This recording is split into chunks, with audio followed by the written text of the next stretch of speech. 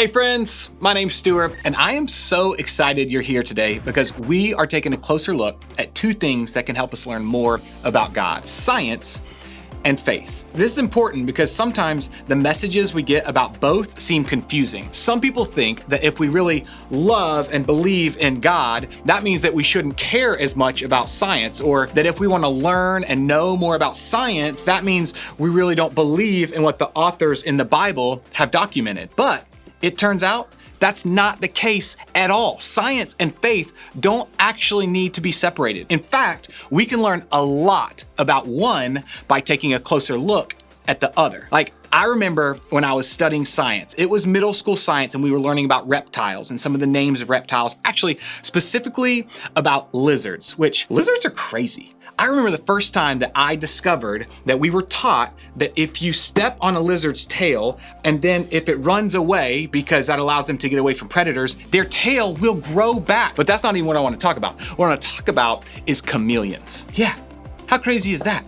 God literally created a lizard, a reptile, that skin has different layers to change colors, to be camouflage, to be able to get close to whatever it wants to eat.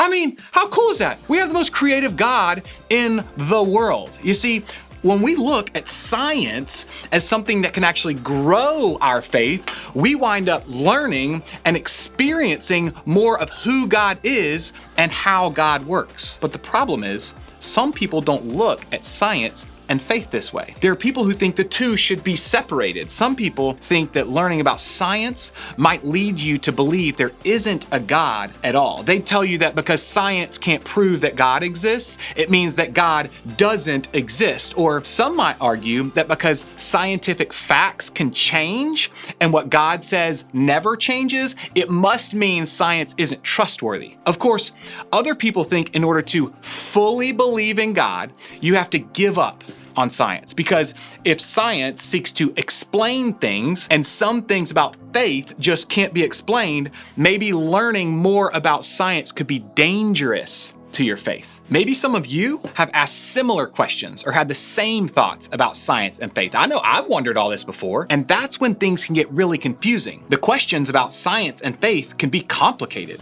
And at the end of the day, how can we possibly know what's true? Well, the good news is that God gave us brains. And with those brains, God gave us the ability to think for ourselves. And I don't think God made us that way by accident. God created everything. Remember? That makes me think God wants us to learn. We should explore the questions we have about things like faith and science. In conversations about things like medicine and health and the human body and creation and the environment and psychology, there's room for science and faith to work together. In fact, as we learn about science, it can grow our faith. That's what's so cool about science and faith. The more we learn about both, the more we realize how compatible they actually can be. They can exist and work together to help us understand even more. We can learn about both God and creation in all kinds of places, and the Bible is one of them. People have documented things in the Bible all throughout history to help us learn more about how science can help us grow our faith. The very first verse in the whole Bible says this: "In the beginning, God created the heavens and the earth." While this verse and the ones that follow don't exactly tell us how God created every little detail, it does tell us that God was there. God is the who behind all that we see in the world. Everything in the world belongs to God. That's where it gets challenging, because while faith is asking questions of who or why, science seems to be asking questions of how. And for a lot of people, asking both questions isn't something they really consider doing. That was definitely true of a guy named Charles Darwin. Maybe you've heard his name at school or in your science books. That's because Darwin was a really brilliant biologist in the 1800s who spent a lot of time studying animals and nature. He was really fascinated with the question of how those things came to be. Eventually, he published a book called On the Origin of Species, and in it, he talked a lot about his ideas on how things like animals and nature and people all got here. He'd spent some time in a place called the Galapagos. How do you say that? Galap.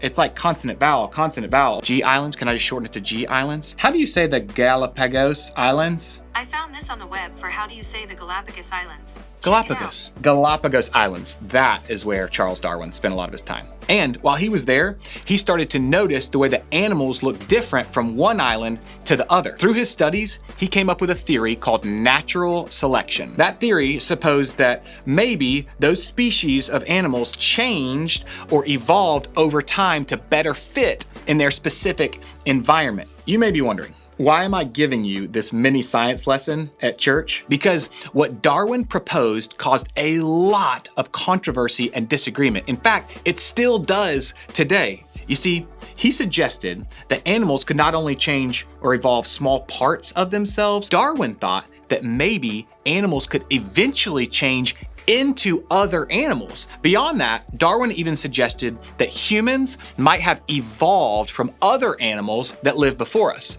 And here's why that idea is so controversial. Darwin suggested that human beings came to existence by accident and that we weren't created on purpose or with a purpose by God. Confusing, right? Darwin's idea is a good example of why people struggle so much about how faith and science can work together. Darwin spent a lot of time trying to understand how the things in the world were created, but he never stopped to consider a creator. As we talked about just a few minutes ago, Christians believe that God is that creator.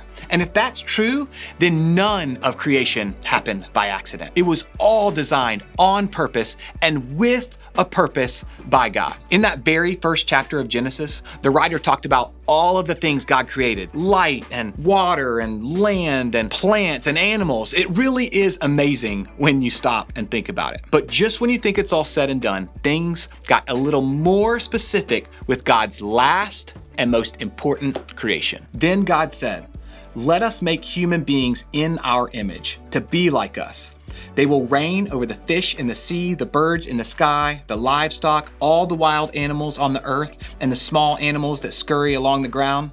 So God created human beings in his own image. In the image of God, he created them. Male and female, he created them. Human beings were created to reflect God's image. That's literally why humans were created. We were made to be like God. That's pretty cool if you ask me. And more than that, God made us as good. I know because of what God saw when it was all done. Then God looked over all he had made, and he saw that it was very good. Here, we don't see human beings showing up by chance or accident. Instead, we see that they were made by God as good. God created you on purpose, with a purpose, and that is an important piece of this puzzle. It's the who and the why in the story. And those are two questions that we have to ask in this conversation.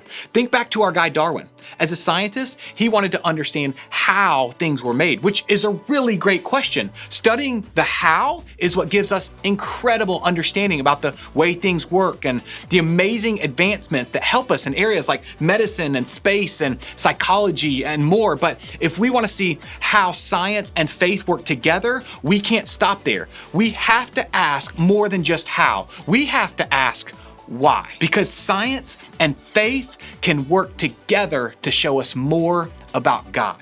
It's kind of like gravity. How does gravity work? Well, through an invisible force that pulls objects toward each other. Hold on a second. It's kind of like this egg. If I let go of it, don't get nervous. Will it float into the air? I'm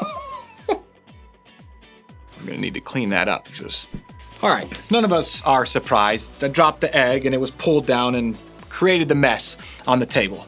How? Well, by the pull of Earth's gravitational force. But what about the why? Why does gravity exist? Well, to put it simply, we have gravity so that objects and people like me and you don't float off into the universe. Gravity keeps us planted on the ground. And that why behind gravity shows us that there's a plan and a purpose behind it all. Like gravity, there's a why behind our existence. And it's an important piece of the puzzle. From the beginning, we were different from the rest of God's creation. We were made in God's own image, on purpose. God breathed life into us in a way that didn't happen with the rest of the things God created. You're different, I'm different, because we were created with a purpose. And what's the purpose? To know God, to love God, and to reflect God's image to the world, and to experience God's best for your life. That purpose is what makes you different from the rest of God's creation. And it's something that science, without God, can't tell you, because science and faith can work together to show us more about God. Together, they show us the bigger picture. So, what do we do with all this stuff? Do we throw out Darwin and others like him completely? Do we ignore what's been documented in the Bible for us about the way we're created because it doesn't make sense scientifically? I don't think we have to do either of those things. When we're faced with questions about science and faith, let's start asking better questions. First, ask how. Approach scientists like Darwin and their discoveries the same way we do with all things in science. We can learn about who they were and study what they discovered and ask questions about it along the way. We shouldn't be afraid to learn more about the how when it comes to things we see and experience in this world. And we shouldn't be afraid to consider how science helps us understand what God says to be true. Next, ask why. In order to make room for both faith and science, we can't forget what God says is the bigger picture. We can't forget about the reason why we were created. So as you discover more about God's creation and the world around you, it's important to consider why those things were made and how they work in God's bigger plans and purpose for us. Then consider the way how and why work together. Remember, science and faith don't have to be separated. In fact, learning about the two things together can actually help us grow in so many ways. In order to do that, we have to ask both questions, how and why. We have to consider how those two things work together. When you're learning about the human body, consider how it works and why it was designed to work that way. When you're learning about space, consider how the planets work and why they're positioned the way they are. When you're learning about the mind, consider how it functions and why God made it to work that way. As you discover more about science, look for what it shows you about faith too. This is also a great time to explore the way science and faith can work together as a group. And as always, your group leader is there to listen and support you as you navigate the ins and outs of both science and faith. Science and faith can work together to show us more about God. There's more to it all than just the science of how it happened. There's the God who made it and its purpose. And when we discover more about both the why and the how, we can discover more about who God is too.